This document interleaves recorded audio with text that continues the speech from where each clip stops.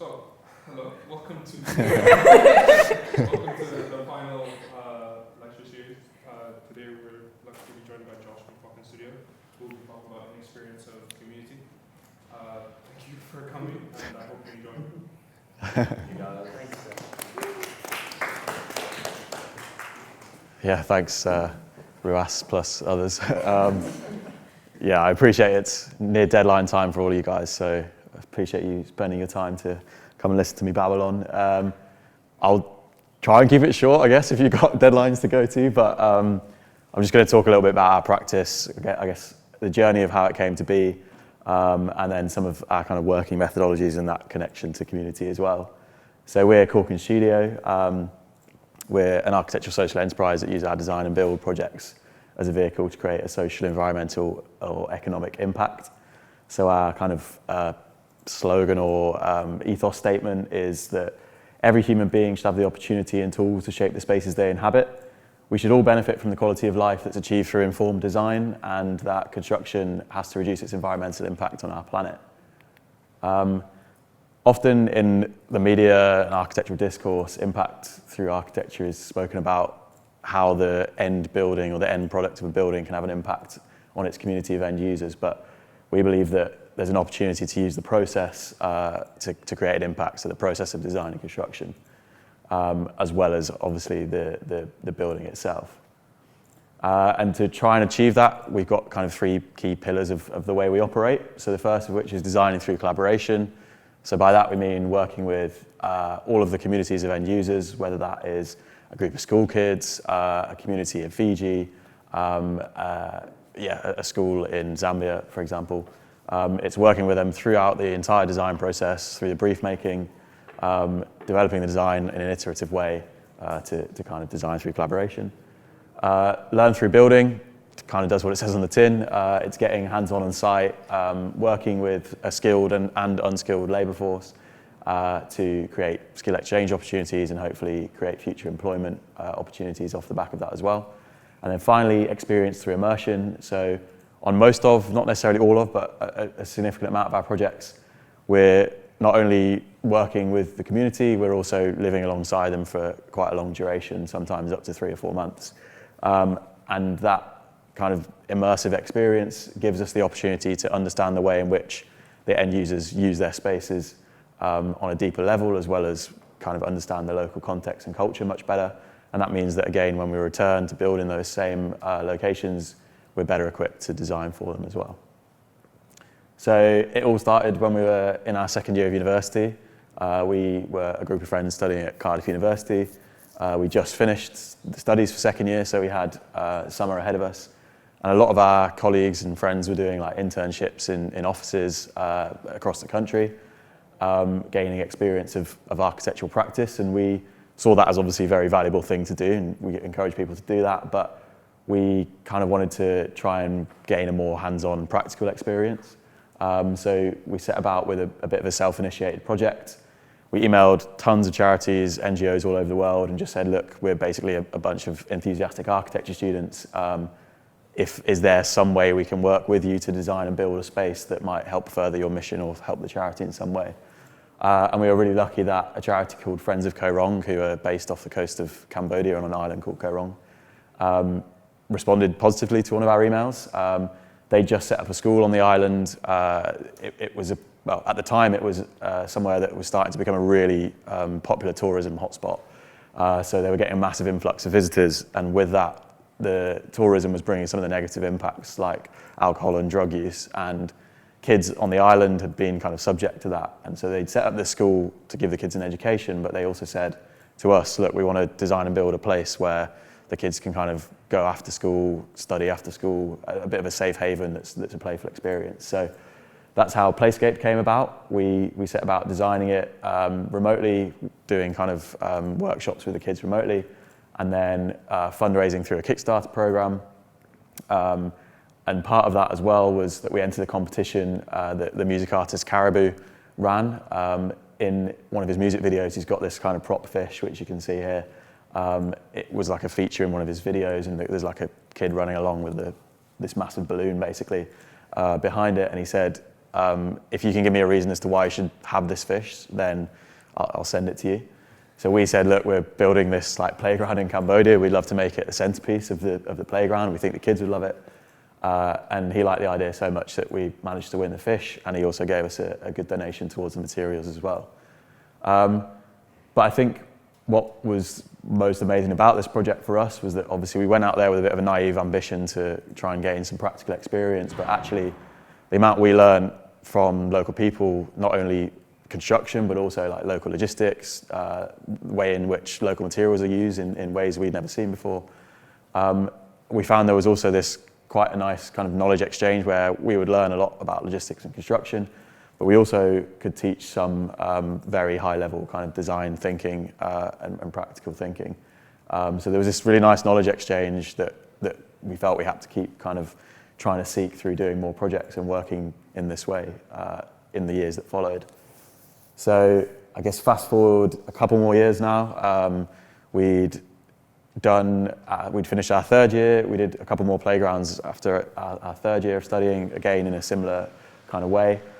And then did a year in industry, which was, I think the course in Cardiff's a little bit, or maybe it's the same here, I'm not sure, but you do your bachelor's 3 years, then you have to do a year in industry, but at the same time you're doing your first year of masters, and then you do your final year of masters after that.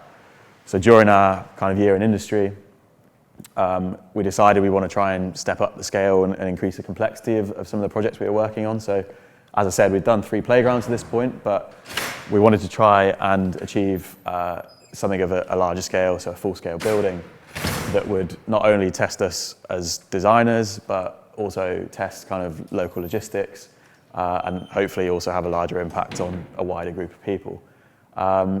Again, we went through that same process of reaching out to charities and NGOs all over the world, and luckily a charity in Fiji kind of bit this time.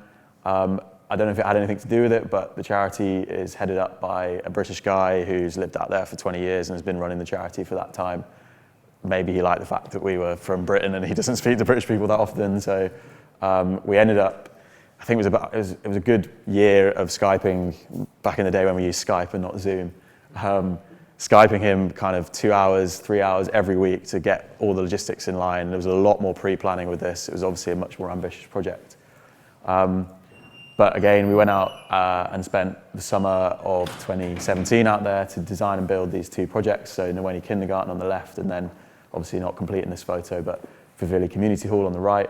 Again, following this kind of process of designing collaboratively and then building collaboratively on site as well.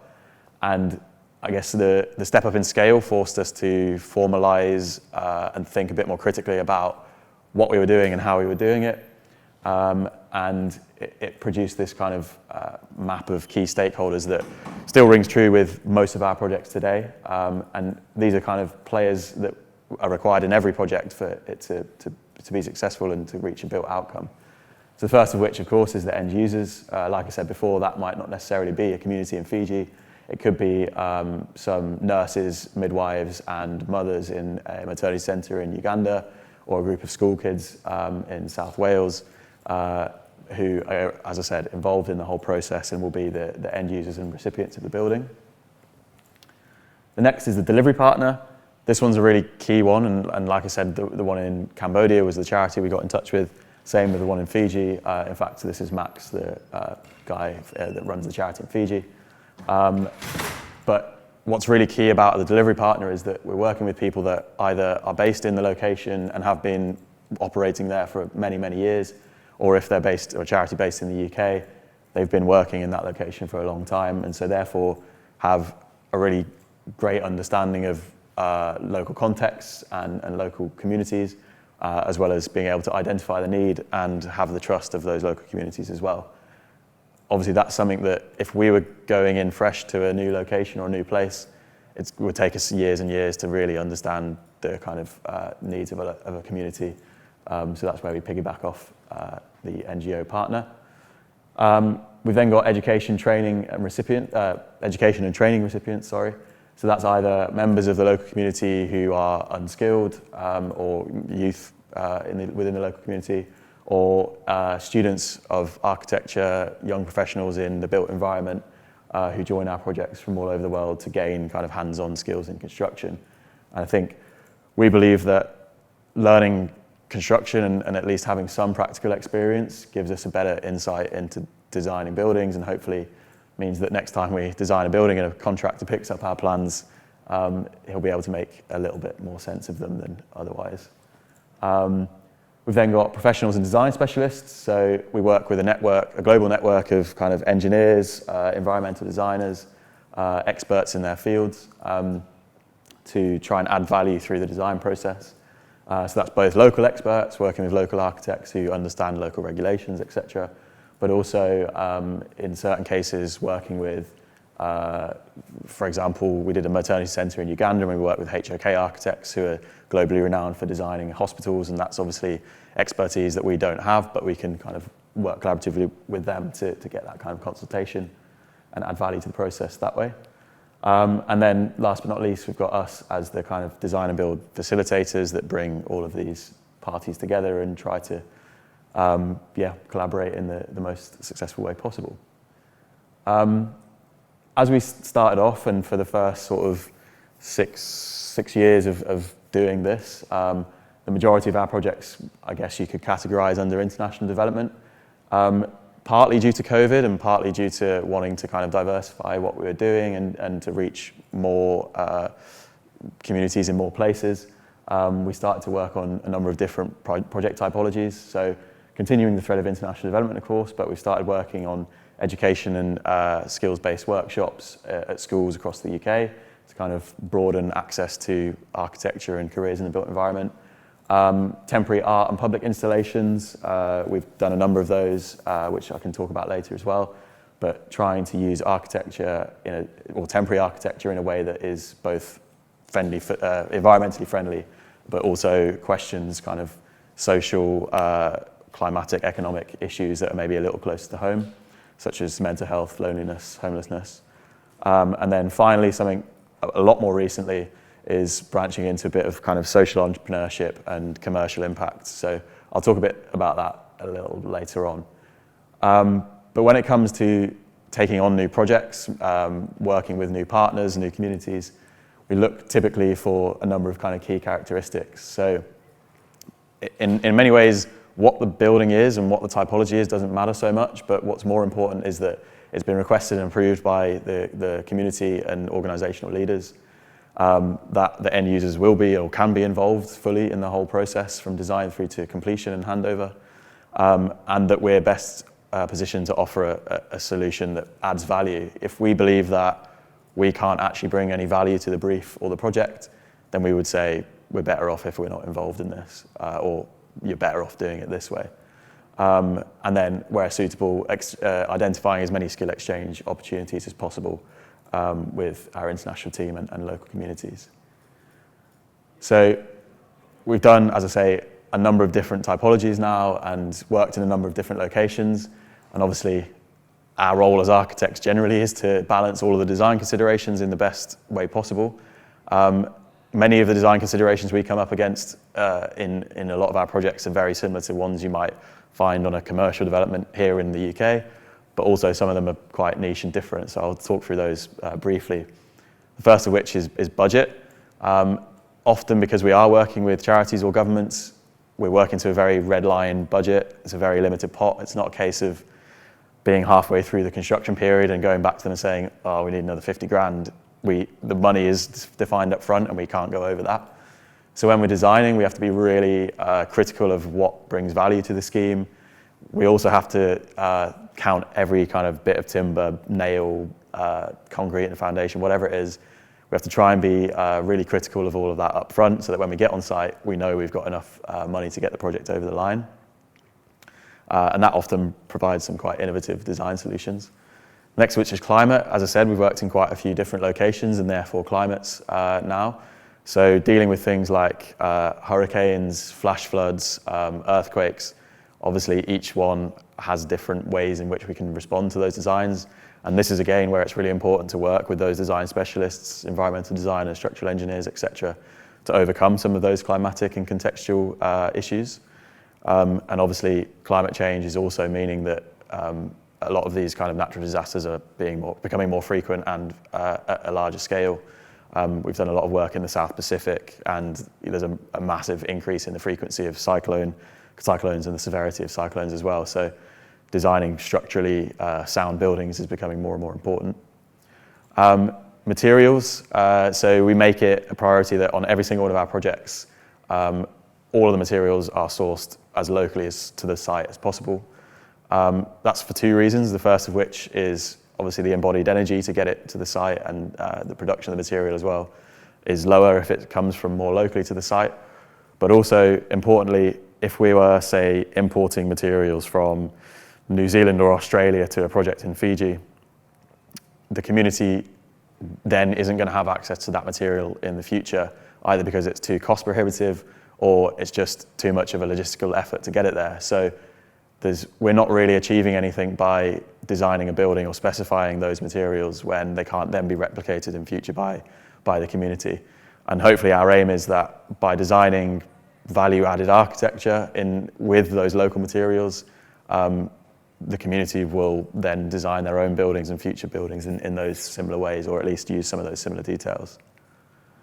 I think this is the penultimate one, but skill level or lack of skill in some cases. So a lot of our buildings are designed in quite a repetitive way. A lot of them you'll see will have kind of a portal frame structure. One of the benefits of that is that when we are working with kind of low skill or unskilled people, the repetitive nature of building a portal frame or a portal frame structure building is that people can all gather together and learn how to build one frame, and maybe that takes 2 or 3 days to learn. And then once one's been done, it's a case of repeating that over and over, and suddenly in 2 or 3 days you've got all of the frames for the building, and it's a really quick learning process and quite an easy way to build. Time, this one kind of links again to skill level. We're often building on quite short construction periods, so obviously it does depend on the scale of the building, but to date, construction ranges from about 2 weeks up to a maximum of about 4 months, with the exception of 1 or 2 projects. So it's quite a short build window, especially for some of the scale of the buildings. So when we're designing, we're really trying to come up with as many ways to kind of prefabricate elements of the building as possible, or at least get as many construction processes happening on site at one time. So it might be that we're prefabricating frames on the floor on one side of the site whilst we're prepping the foundations on the other side. And what that means is usually around the halfway point of any project, you get this kind of great moment where you've got some set foundations that don't look like much on one side, and you've got some frames on the other side, and they all come together, and suddenly you've got a building exoskeleton out of nowhere, and it's quite a satisfying point in every project. Information, or again, in this case, lack of information. Often for budget reasons or location reasons, we can't get a surveyor out to site, or we can't get a detailed kind of survey or drawing of site. So most of the time we're designing based on things like Google Earth, even just photos of the site. And that means when we are designing, we have to kind of be quite flexible with what might happen when we get to site. So obviously, a lot of the structural elements of a building are designed before we get there. But once we're there, we're able then to flex and adapt the building location or design in a way that can respond to site conditions that we might not have picked up on Google Earth or through photographs.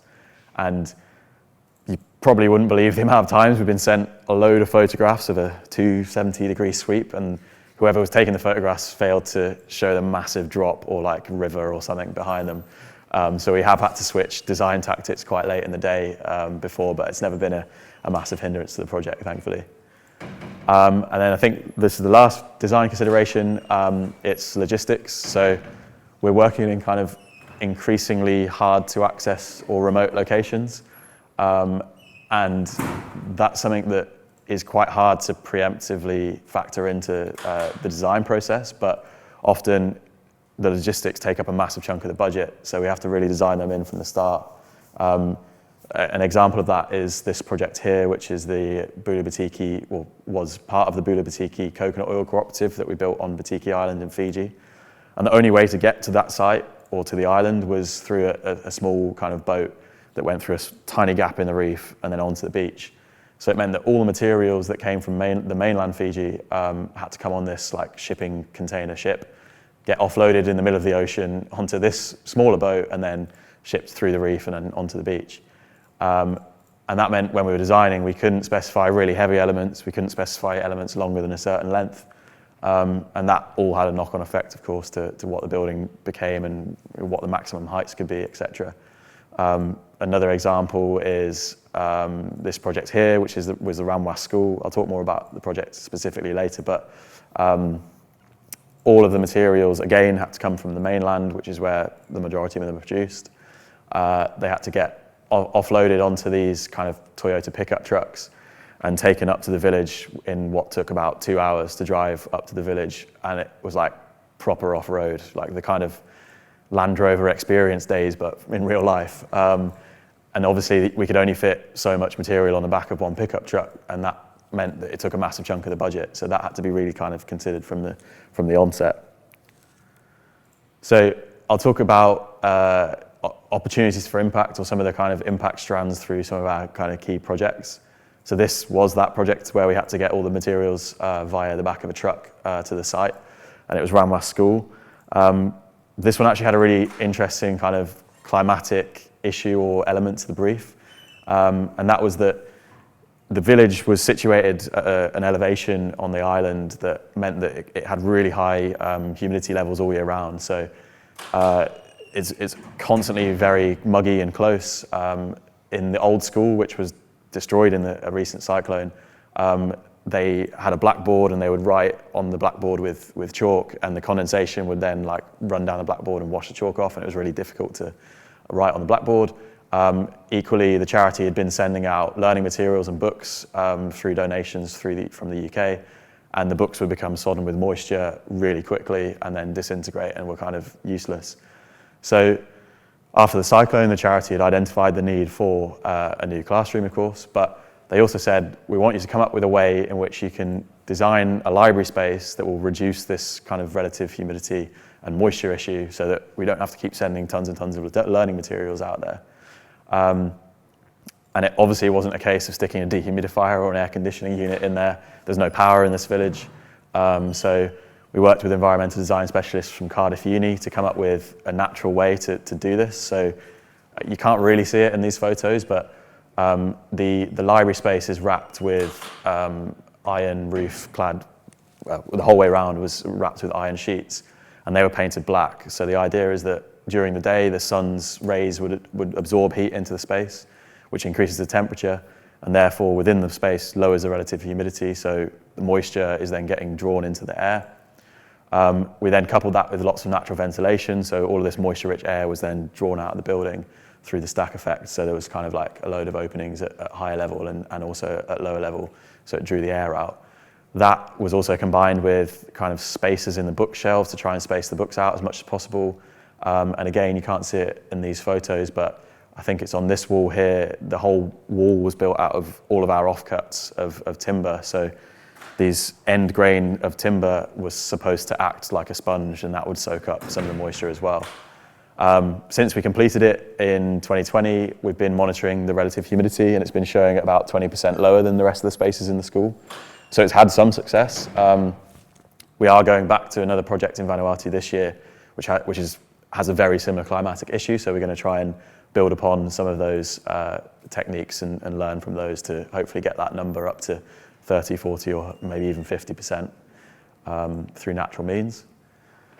I mentioned we'd started doing kind of schools workshops and workshops that were basically aimed at trying to get careers in the built environment, or access to careers in the built environment, more widely considered, especially at schools where there's populations of kind of first generation university students.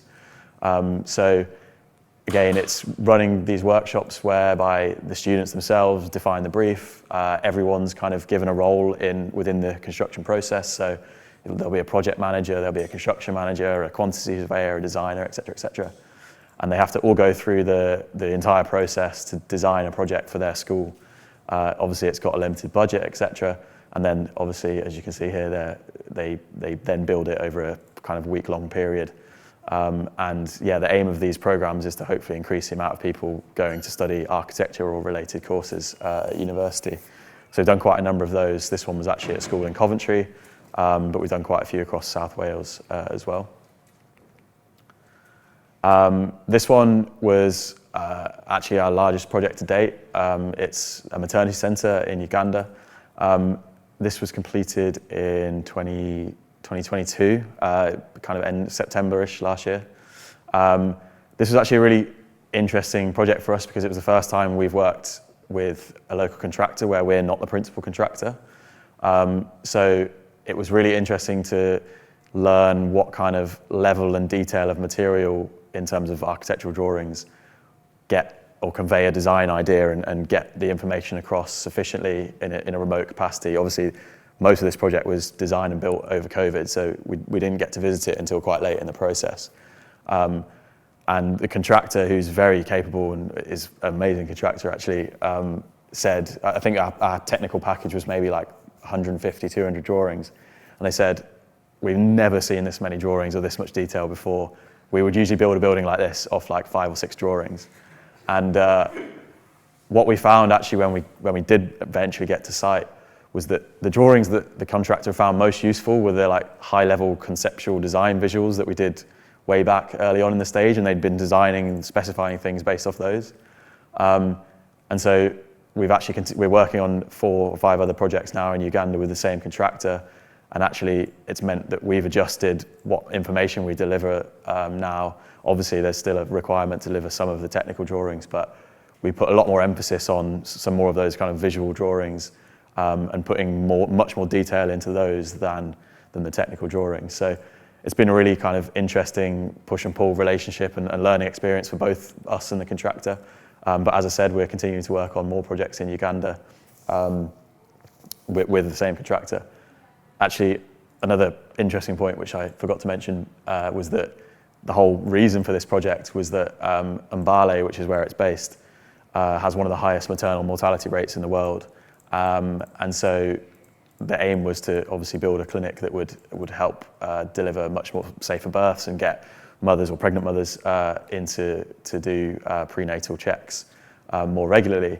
But what's interesting is that the Mbale Referral Hospital, which is about 15 kilometres up the road from this, currently delivers about 9,000 babies a year, and Liverpool Maternal Unit, which is one of the largest maternal units in Europe, does 10,000. So this one small region in Uganda is delivering 9,000 babies, and Liverpool, which is one of the biggest in Europe, does 10,000. So there's a massive need for a lot more maternal care and maternal facilities. So that's where that project kind of came from. This one, again, had a really interesting, different element to the brief. It was a prayer space and kind of educational space for a charity that work in a community in Bogor in Indonesia. But actually, the motivation for the project wasn't necessarily the space itself. Although they needed a bit of an education space, the motivation was actually that within the community in Bogor, there'd been a number of individuals who'd been kind of radicalized, and so they wanted us to do the project and to carry it out in the way that we carry out most of our projects, so that we could get people from Western cultures working with people within the community and some of these radicalized individuals to kind of show that the kind of cultural connection and that, you know, Westerners aren't all bad. And so the project had this kind of extra motivation, and actually we hadn't been told that up front. To be fair, I think we would still have done the project anyway. Maybe there'd have been a lot more risk assessing to do, but I think the charity was withholding some of that information to start with because they were scared we'd say no and we wouldn't want to do the project. But yeah, it was a nice example of a project that wasn't actually all about the building itself and much more about the process. This actually won the People's Choice Award of the AJ Small Projects recently, which we're pretty happy about. This one, again, completed in 2022, is an example of a project that has kind of an economic impact. So it's a cafe in Fiji on definitely one of the most unbelievable sites I've ever worked on. It was this kind of well-known lookout site which sits across the bay from Sabi Sabi town here. The project was funded by some grant funding from the US Embassy.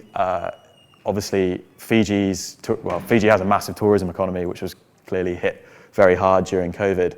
and the US Embassy gave out grants to projects that look to create internal tourism and kind of create economic value through internal tourism projects. And so the Irata community that own the land that this sits on and the Savi Savi Rotary Club worked together to put this proposal together for a cafe that would generate an income for the community. And they got in touch with us because we'd done a number of projects in the area before and said, look, we want you to build this cafe. And so basically the idea is that the community, well, it's open now. I'm told it's doing very well. It's busy all the time. But everyone that works there is from the community, and all of the income that the cafe makes and the building itself is owned by the community. And that all goes into a pot, which then funds more projects that they allocate and choose. So yeah, it was a good chance to get back. This was our first project after COVID as well, so it was kind of nice to get back in the swing of things, but also a good example of one that can provide an economic income to a community. I think there's a couple more, yeah. So these two are kind of the same, well, they're a string of projects that are with the same charity and in the same kind of local location.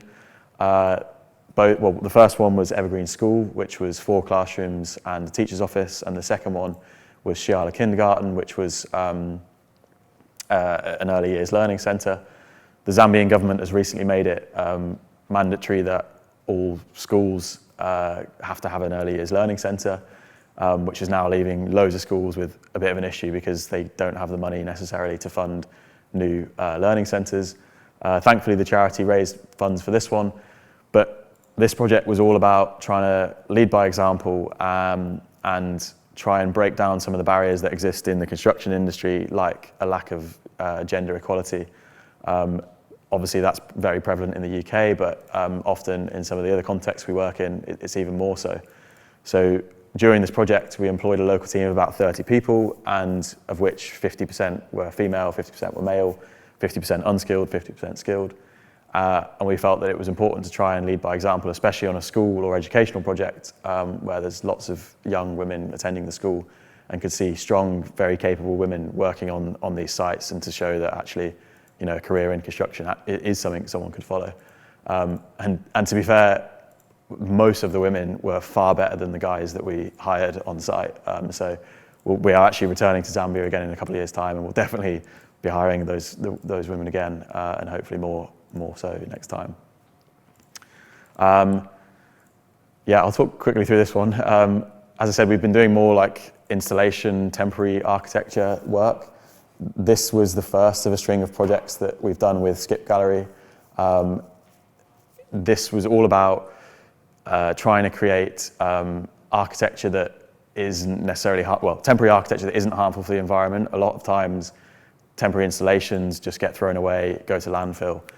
So the idea was that this would be built entirely from either materials that have a defined second use, or can be compostable or recycled fully.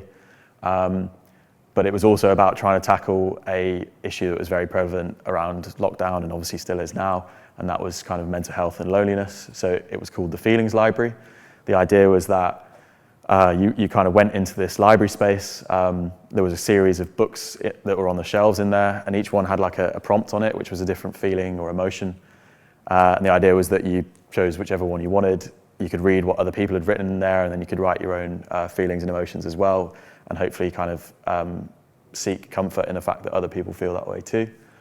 But the whole space was also designed to try and promote this feeling of like sharing and comfort. So as you walk into the space, you can't necessarily see it in this photo, but as you look up, you can see right to the top of this structure. And the tall, open structures generally make us feel uncomfortable. But then as you transition into this library space that was filled with like cushions and plants and nice things, the idea was that you then come into a much more confined, comfortable space, and this kind of contrast makes you feel more comfortable and open to sharing your feelings. The reason it was in a skip was because Skip Gallery is an organisation that tried to make art more accessible to more people. I guess it's fairly well known that the art world is very hard to get into unless you've got a lot of contacts or you're very wealthy to get into those kind of like white box galleries. So Skip Gallery is all about creating art in skips, because a skip can go anywhere and you can put almost anything in it. So why not put art in skips? That's actually led to a number of other skips that we've done, one in New York, another one in London, and most recently the Skip House, which people might have seen in the media or on social media. That's had a lot of traction. Harry, my colleague, actually does live in the Skip House. It's not just for show. But that, again, was another installation that was a bit of a commentary on the kind of cost of living crisis. I've spoken about kind of schools, workshops, so I'll skip over that one. How are we doing for time? I mentioned earlier that much more recently we'd kind of branched into a typology of project that was like commercial impact and social entrepreneurship. So we're looking basically to develop a load of spaces across the world that are commercially, they obviously generate income, but also have a social impact strand to them. So basically we're building a load of co-working and co-living spaces in desirable locations, places where we've already worked, like Fiji, Uganda, etc., and have really good connections within the local community. One of the things that we've identified through working in a lot of these places for some time now is that we often get approached by local people saying, I need some funding to start this business that I want to start, or the internet's really bad here, or how could I get some expertise to do this, or how do I use Excel, or how can you help me write my CV? And so this need, combined with a bit of a shift globally towards kind of working remotely, or at least more flexible patterns of work, led to this idea that we've called Change Space. So basically, it will attract an international community of remote workers, but we'll have entrepreneurial programs like business accelerators, business support for local businesses and entrepreneurs. And so the idea is that we'll create a community within these spaces of kind of expertise that everyone can kind of benefit from, and also who wouldn't want to go work in somewhere like Fiji. So I think these are my last couple of slides now, but a really important factor across all of our projects is that we're not just completing the build and saying, thanks, see you later. Post-evaluation and project evaluation is a really important thing for us. So where possible, we've visited as many of our projects that we've completed before, especially in locations where we're then continuing to work. And it's all about trying to understand the ways in which the building's use has been adapted by the end users, the way in which they've kind of altered the building, or how the functions change, etc. This is a good example, actually. It was the Nweni kindergarten that we first completed back in 2017. At the time that we first did the project, the kindergarten was being taught in the school canteen, which I think it had about 8 kids. It was a really dimly lit space. It wasn't fit for purpose, which is what gave rise to the original kindergarten project. We designed the original kindergarten for about 30 kids, or I think about 25 kids. And when we returned 2 years later, we found that the number of kids attending had risen to 30, and the teachers were then turning other kids away that were coming to say, look, I want to come to kindergarten here. So obviously it was great to see that people valued the space and wanted to learn there, but it also highlighted that we needed to kind of maybe hopefully try and preempt some of that in the design process, and try and design as flexible spaces as possible. So what we did was then went back to the NGO partner that we worked with on the first project and said, look, this has happened. We want to try and see if we can increase the capacity and build another classroom. The kindergarten school had also hired another teacher, so they were like double teaming morning and afternoon sessions. So we said it would be great if we could have 2 spaces, so 2 teachers teaching at the same time. So we returned, also evaluated some of the design elements in the first kindergarten, and then tried to improve upon them in the second. So now I think there's about 45 kids, but they've got capacity to fit for 50, and the 2 teachers now have 2 spaces to learn in. There is one more slide. As I said, we run workshops for students all over the world. We have a workshop occurring this summer, which is 2 or 3 weeks long in East Sussex. It will be on a farm down there, where we'll be basically working with if anyone familiar with the forest school concept or forest school idea, basically outdoor learning activities. So there's someone that runs a forest school down there, and we're building a space for her to conduct some of her outdoor sessions. The whole project will be built using as many reclaimed materials from around the farm as possible. So it's all quite responsive to what we can find. We'll do all the design on site. And yeah, it's a chance to get hands-on with the tools and spend some time down in the lovely Sussex over summer. We've also got a virtual workshop. It's actually the first session was yesterday. So it's not too late to join, but the first session was recorded. So if anyone has interest in that, that's all about inviting speakers from all over the world and all walks of architecture to talk about design done differently and their practices, and tries to give a bit of an oversight onto a wider field of architecture and things on the outskirts of architecture as well. And then finally, my last slide, a shameless plug. If anyone wants to follow us on Instagram, it's at CAUKIN Studio. Feel free to. And yeah, thanks for giving up your time. And yeah, thank you. Anyone got any questions?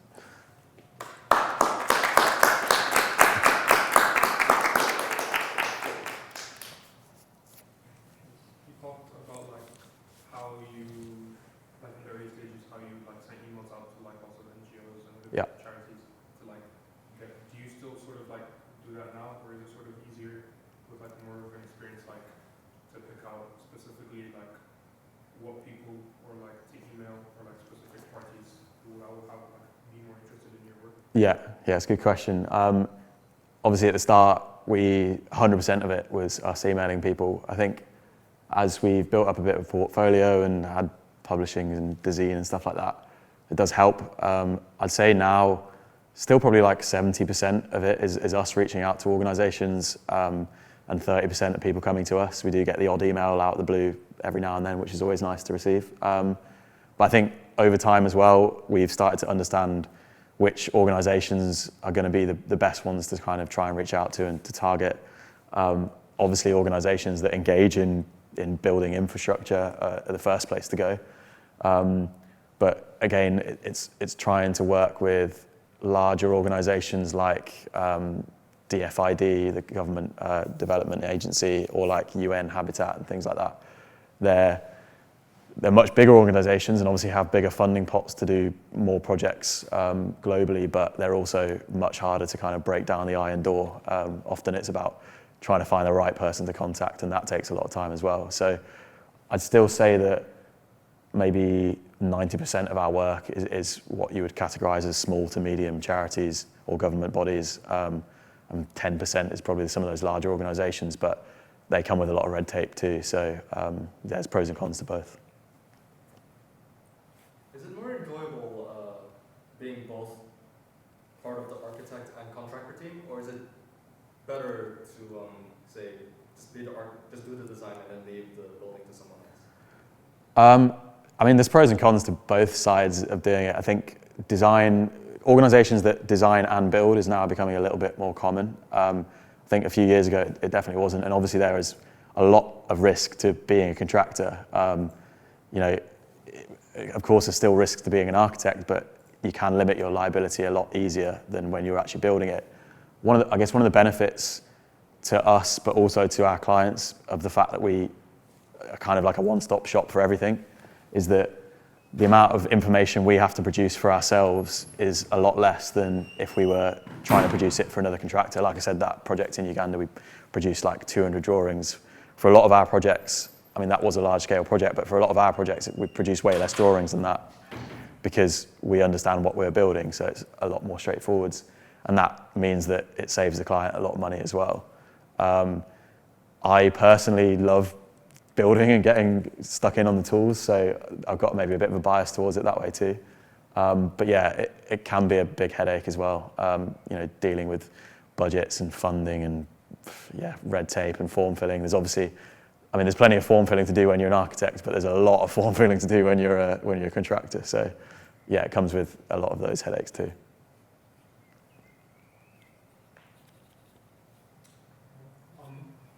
Have you sort of like come against sort of like a very big sort of language barrier in terms of like, for example, like you said, like the use of other drawings, even though like the visual and like it's sort of like drawing is like seen as like a universal language. Have you ever come across like where like there is a big language barrier and like push through that? Yeah. Again, it's another good question. Not so bad. A lot of the places we've worked, like Zambia, Uganda, Fiji, a lot of them speak English as like the second language, or English is part of the curriculum in Fiji. So not so much, but Vanuatu is actually a good example of one where there is a massive language barrier. Bislama is the local language, which has got bits of English, and so we get by a little bit, but the good thing about that, and again, where we piggyback on good, trusty, reliable partners, is that Rachel, who runs the charity that we work with in Vanuatu, she's fluent in Bislama and she's lived there for like 6 years. And to be honest, it would be very difficult without her.